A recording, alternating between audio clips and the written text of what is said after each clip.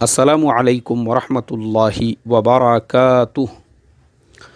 मोहतरम भाइयों, बुज़ुर्गों और दोस्तों, ये हमारा इस्लाही मुआशरा का 1032वां सबक है। मोहतरम दोस्तों, CAA और NRC के अगेंस्ट में जो चलने वाले प्रोटेस्ट है, रैलियां हैं, धरने हैं, आंदोलन हैं, उनका सिलसिला मुसलसल चल रहा है।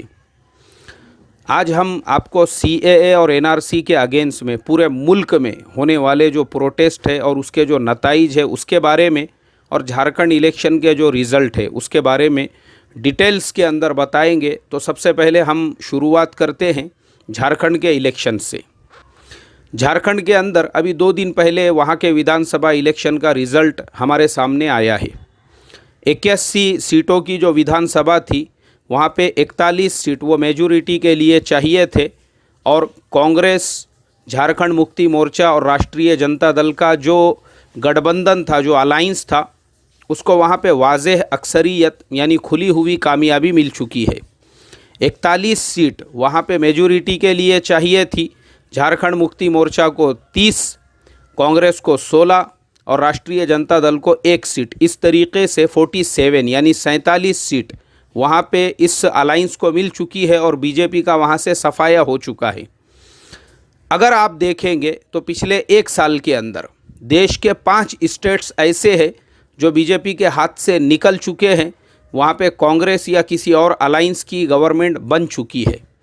फिर अगर आप फिगर देखेंगे तो 2018 जब शुरू हो रहा था, 2018 जब ख़त्म होकर 2019 जब शुरू हो रहा था, यानी साल के इसी दिन अगर आप 1 साल पीछे जाकर देखेंगे तो मुल्क के अंदर 73% के ऊपर बीजेपी का राज्य था। अब आप अगर 1 साल बाद आज पूरे देश के नक्शे को देखेंगे तो आपको मिलेगा कि आप सिर्फ 23% जो देश का हिस्सा है उसी के ऊपर बीजेपी गवर्नमेंट है। उसके अलावा पूरे देश से बीजेपी गवर्नमेंट का सफाया हो चुका है।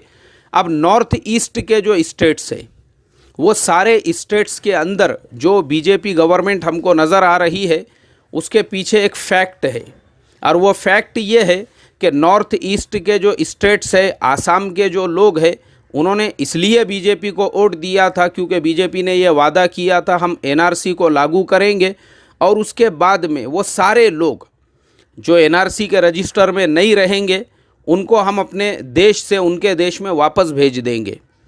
प्रॉब्लम यहाँ पे ये हो चुका है, NRC की लिस्ट तो सामने आ गई, पता चला 19 लाख लोग जिनका NRC के रजिस्टर में नाम नहीं है। अब बीजेपी ने CAA ये बिल लाकर उसमें से जो 14 लाख हिंदू थे उन लोगों को इस बात का आश्वासन दे दिया, भरोसा दे दिया, और उन लोगों के लिए जो उनको उनके मुल्क में वापस भेजने का वादा था उसको ख़त्म करके उनको देश में ही रहने का पूरा राइट दे दिया। अब उन लोगों को नागरिकता मिल जाएगी। तो फिर आसाम के लोग अब रोडों पे, रास्तों पे निकल गए। नॉर्थ ईस्ट के सारे लोग रोडों पे, रास्तों पे निकल गए। क्यों? उनका बोलना ये था, हम लोग सालों से जिस चीज़ की मांग कर रहे थे, आपने NRC का रजिस्टर बनाया, अब जब ये इतने लोग इसके अंदर आ चुके हैं तो आपने जो जिस देश का है उसको वहाँ भेजने की बजाय अगर आप उनको नागरिकता दे देंगे तो फिर हमारा इतने सालों से प्रोटेस्ट करने का फ़ायदा क्या हुआ। और फिर आसाम में NRC को लागू करके उस पर 1,600 करोड़ रुपये यानी 1,600 करोड़ रुपये खर्च करने का फ़ायदा क्या हुआ। जब आपको इनको सिटीज़नशिप ही देने की थी तो फिर यानी कुछ फ़ायदा ही नहीं हुआ। फिर हम लोग मांग क्या कर रहे थे, और उन लोगों की मांग ये थी, भाई हमारी जो स्पेशल शनाख्त है नॉर्थ ईस्ट की, आसाम की, मणिपुर की, मिज़ोरम की, मेघालय की, नागालैंड की, अरुणाचल प्रदेश की, तो जो बाहर के लोग हमारे यहाँ पे आके रह रहे हैं उनकी वजह से हमारे धंधों पर, हमारे कारोबार पर, हमारे मजदूरी पर, हमारे जॉब्स पर, हर चीज़ पे हमको फ़र्क पड़ रहा है। उन लोगों को ये भरोसा था कि बीजेपी जब गवर्नमेंट आएगी तो जो 19 लाख लोगों के नाम आ चुके हैं वो लोग आसाम से चले जाएंगे, उनको उनके देश भेज दिया जाएगा, या दीगर जो स्टेट्स है उन स्टेट्स में भी NRC को लागू किया जाएगा, और जिन लोगों के नाम आएंगे उनको उनके स्टेट्स में वापस भेज दिया जाएगा। लेकिन वहाँ पे ऐसा नहीं हुआ। अब नहीं होने की वजह से आज भी आसाम के लोग वो रोडों पे, रास्तों पे प्रोटेस्ट कर रहे हैं और इस बिल को वापस लेने की वहाँ पे मांग की जा रही है। तो वो सारे स्टेट्स जो है उन्होंने इस भरोसे पर बीजेपी को वोट दिया था। और मैं आपको एक चीज़ और बता दूं, आसाम के जो लोग हैं वहाँ पे ये हिंदू मुस्लिम वाला मसला नहीं है, वहाँ पे आसामी और बंगाली वाला मसला है। फिर आसामी जो है वहाँ का लोकल मुसलमान रहो, हिंदू रहो, किसी भी ज़ात किसी भी समाज का रहो, वो आसामी आसामी ही है। और उनके लिए जो बंगाली है उनको इससे कोई फ़र्क नहीं पड़ता वो बंगाली मुसलमान है, वो बंगाली हिंदू है, वो बंगाली कौन है, उनके लिए बंगाली बंगाली है। तो ये जो लड़ाई वहाँ पे चल रही है, ये लड़ाई आसामी वर्सेस बंगाली, ये हिंदू मुस्लिम का इससे कोई लेना देना नहीं है, क्योंकि वो लोग अपने लैंग्वेज को, अपने इलाके को, अपना जो स्टेटस है उसको सबसे ज़्यादा प्रीफर देते हैं। तो इसके लिए वहाँ के लोग ये चाहते हैं हमको बाहर के लोग नहीं चाहिए। तो इस भरोसे पर वहाँ के लोगों ने बीजेपी को वोट दिया था। बीजेपी ने उनके साथ में जब ऐसा सुलूक किया सीएए को लाने के बाद में, तो अब मुझे ये उम्मीद है आने वाले इलेक्शनों में हम ये देखेंगे कि आसाम और नॉर्थ ईस्ट का जो पूरा पट्टा है वहाँ से भी बीजेपी का सफाया हो चुका होगा। अब उसके बाद वापस हम झारखंड आते हैं। झारखंड आने के बाद हम ये देखते हैं कि भाई झारखंड में ऐसी क्या क्या गलतियां हुई कि बीजेपी ने 5 साल तक, यानी जैसे हमारे माननीय प्रधानमंत्री नरेंद्र मोदी साहब वो देश के 2014 से लेके तो इस इलेक्शन तक 5 साल तक उन्होंने अपना पूरा कार्यकाल पूरा किया, मुकम्मल किया और देश के जो है वो प्रधानमंत्री रहे। वैसे ही झारखंड में अगर हम देखेंगे तो जो रघुवर दास है, बीजेपी ने जिनको वहाँ का सीएम बनाया था, उन्होंने पूरा 5 साल का कार्यकाल कंप्लीट किया। उसके बावजूद इस इलेक्शन के अंदर झारखंड के लोगों ने बीजेपी पे भरोसा क्यों नहीं किया और बीजेपी को ये खुली हुई शिकस्त और नाकामी क्यों मिली, उसके फैक्ट के ऊपर हम थोड़ी सी बात करेंगे तो हमको ये पता चलता है कि झारखंड के जो लोग हैं उन लोगों को शिकायत ये है कि झारखंड से अभी भी गुर्बत का खात्मा नहीं हुआ। झारखंड में अभी भी लोगों के घरों में खाने की किल्लत है, बहुत से लोगों के पास में घर नहीं है। यानी सबसे बड़ा जो बेसिक मसला है, क्योंकि हमारे माननीय गृह मंत्री जी मिस्टर अमित शाह, उन्होंने एक रैली में झारखंड के अंदर जाके वहाँ पे ये कहा कि हम सिर्फ 4 महीने के अंदर राम मंदिर, भव्य राम मंदिर की तामीर करेंगे, भव्य राम मंदिर का निर्माण करेंगे। तो झारखंड की स्थिति ये है, वहाँ के लोगों का कहना यह है भाई आप राम मंदिर की तामीर 4 महीने में नहीं 2 महीने में ही करो, कोई प्रॉब्लम नहीं है हमको इससे, लेकिन हम लोगों को तो भात चाहिए। भात मीन्स हम लोगों को राइस चाहिए, खाना चाहिए हमको, खाना हमको पहले खाना दो ना, खाना देंगे पेट में दाना होगा हमारे, तो राम भक्ति के लिए अंदर से हमारे अंदर भी फीलिंग आएगी, जज्बात आएंगी।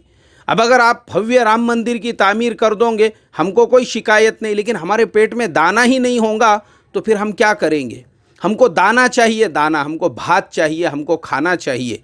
और आप लोग मेरा सबक नंबर 512 वो देख सकते हैं, यूट्यूब पे अभी भी अवेलेबल है, जिसके अंदर हमने ये बताया था कि उसी झारखंड के अंदर आज से 1 साल पहले या उससे थोड़ा ज़्यादा पहले, ऑलमोस्ट 1 या 1.5-2 साल के अंदर की ये बात है, एक औरत, उसका छोटा सा मासूम बच्चा जिसका नाम कोयली देवी था, वो अपने बच्चे को लेकर राशन की दुकान पर जाती है, वहाँ पे अनाज मांगती है, तो उसको अनाज नहीं दिया जाता है। बोले तूने अभी तक तेरे राशन कार्ड को आधार कार्ड से जोड़ा नहीं है। और उसका बच्चा जो है वो भात भात भात कहते हुए मर जाता है, लेकिन राशन वाला उसको राशन नहीं देता है। आप सोचो दोस्तों, हम उस देश में रह रहे हैं जहां गरीब के पास में आधार कार्ड नहीं है, गरीब के पास बेसिक डॉक्यूमेंट्स नहीं है, गरीब का पास में जो राशन कार्ड है उस पर उसको अनाज नहीं मिल रहा है। आप बताओ ना मुझे, झारखंड के जैसे लोग जहां पे आदिवासियों की आबादी तकरीबन 25% है, जहां पे एजुकेशन की ज़रूरत है, अनाज की ज़रूरत है, वहाँ पर जाकर अगर हमारे होम मिनिस्टर ये कहेंगे कि हम 4 महीने में भव्य राम मंदिर की तामीर कर देंगे, तो वहाँ के लोकल लोगों को उससे क्या मिलेगा। उनको अनाज चाहिए, उनको भात चाहिए, उनको खाना चाहिए, वहाँ के लोगों को मजदूरी चाहिए। तो उस वजह से जो बेसिक जो चीज़ है वो बेसिक चीज़ ही उनको नहीं मिल रही थी। उसके बाद में आइए, जो उत्तर प्रदेश के मुख्यमंत्री है योगी आदित्यनाथ, उन्होंने जाकर वहाँ पे कहा वहाँ के एक उम्मीदवार थे हाजी इरफान अंसारी। बोले अगर तुम हाजी इरफान अंसारी को जिताओगे तो मुझे बताओ क्या राम मंदिर की तामीर हो सकेंगी। योगी आदित्यनाथ तो वहाँ पे ये बयान दे के आ गए, लेकिन वहाँ के पब्लिक ने वोट तो हाजी इरफान अंसारी को ही दिया और 30,000 की लीड से उन्होंने उनको जिता दिया। वो 30,000 के लीड से जीत के भी आ गए हाजी इरफान अंसारी। भाई क्यों वोट दिया वहाँ के पब्लिक ने? तो पब्लिक ने योगी आदित्यनाथ साहब को यही जवाब दिया अपने वोट के ज़रिए से कि साहब आप तो रहते हैं उत्तर प्रदेश के अंदर, हमारे अमित शाह जी जो है वो रहते हैं दिल्ली के अंदर, हम लोगों को तो यही जंगलों में रहना है। और यही हाजी इरफान अंसारी 24 घंटे हमारे साथ रहने वाला है, हमारे अपने तालुक़े में रहने वाला है, हमारे अपने विधानसभा क्षेत्र में रहने वाला है। हमारी ज़रूरियात तो इसी से पूरी होंगी, तो फिर हम इसी को वोट देंगे ना, क्योंकि आज देश का नागरिक जो है वो जागरूक बन चुका है। ये पुराना इंडिया नहीं है, आज का इंडिया ये बदल चुका है। लोगों को भी इतना समझता है कि आज हमको मंदिर की ज़रूरत है, मस्जिद की ज़रूरत है, या आज हमको भात की ज़रूरत है, जॉब की ज़रूरत है, हमारे अपने बच्चों को एजुकेशन की ज़रूरत है। इसके लिए झारखंड से बीजेपी का सफाया हो गया और जो बीजेपी दिसंबर 2018 तक देश के 73% पे राज कर रही थी, आज वो सिर्फ 23% के ऊपर उसकी गवर्नमेंट बाकी रही हुई है। उसके बाद हम आते हैं वापस से CAA और NRC के अगेंस्ट में पूरे देश के अंदर जो धरने, आंदोलन, प्रोटेस्ट चल रहे हैं। क्योंकि आज की न्यूज़ ये है, मध्य प्रदेश के मुख्यमंत्री मिस्टर कमलनाथ ऑलरेडी, जब मैं ये सबक रिकॉर्ड कर रहा हूँ, मुझे लगता है इस वक्त भी वो एक धरने पर निकले हुए हैं भोपाल के अंदर और लाखों की तादाद में लोग उनके साथ में हैं।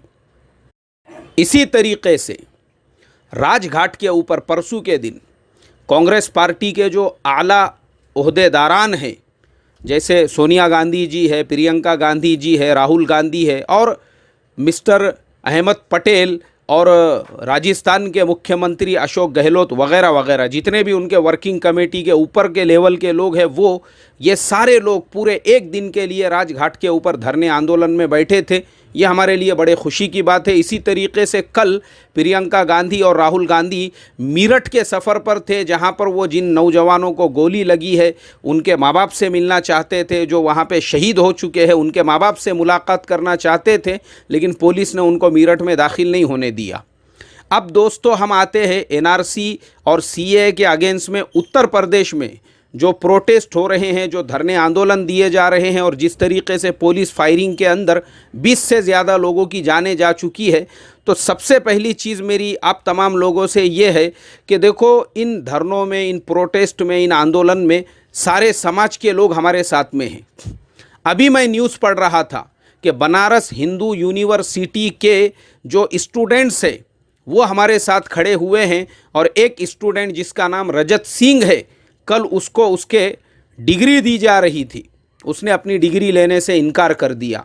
उसने कहा कि हमारे जो स्टूडेंट्स हैं जिनको जेलों में भरा गया है उनको छोड़ा जाए, इसलिए मैं अपनी डिग्री नहीं लेता हूं। उसने NRC और CAA के अगेंस्ट में डिग्री लेने से इनकार कर दिया। 91 लोगों को बनारस के अंदर गिरफ्तार किया गया है और आपको बता दूं उसमें अक्सरियत हमारे हिंदू भाइयों और बहनों की और स्टूडेंट्स की है। तो इसलिए दोस्तों, इस लड़ाई में जो हमारे सेक्युलर हिंदू बहन भाई है, सिख बहन भाई है और दूसरे समाज के जो बहन भाई है, वो सारे हमारे साथ हैं। यहाँ तक कि चंद्रशेखर आज़ाद जैसे जो दलित लीडर है वो भी हमारे कंधे से कंधा मिलाकर इस लड़ाई के अंदर हमारे साथ में है।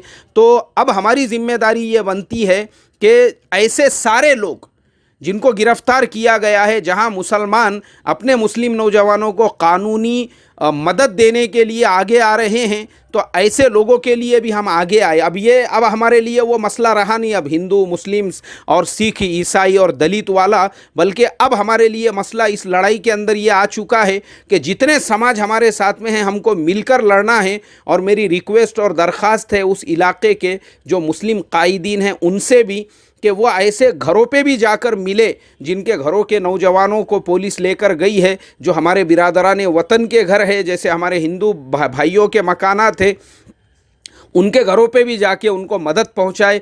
तो इससे क्या होगा, हमारी एकता, हमारी अखंडता, हमारे प्यार, हमारे मोहब्बत के अंदर बढ़ोतरी होंगी। तो इसके लिए मेरे मोहतरम दोस्तों, अभी ये जो एनआरसी और सीए के अगेंस्ट में जिस तरीके का जुल्म और सितम उन स्टेट्स के